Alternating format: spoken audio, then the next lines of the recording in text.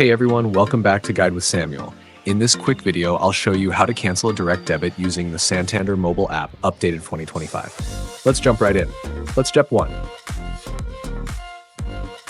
Open the Santander mobile app and log in using your passcode, Face ID, or fingerprint.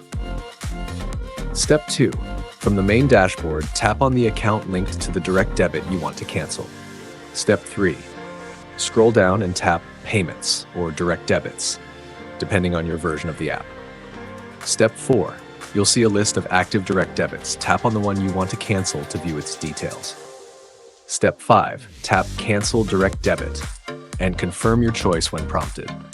Some versions may also ask for a reason or extra security verification. Step 6. Once confirmed, the direct debit will be canceled immediately. You'll see a confirmation message on screen.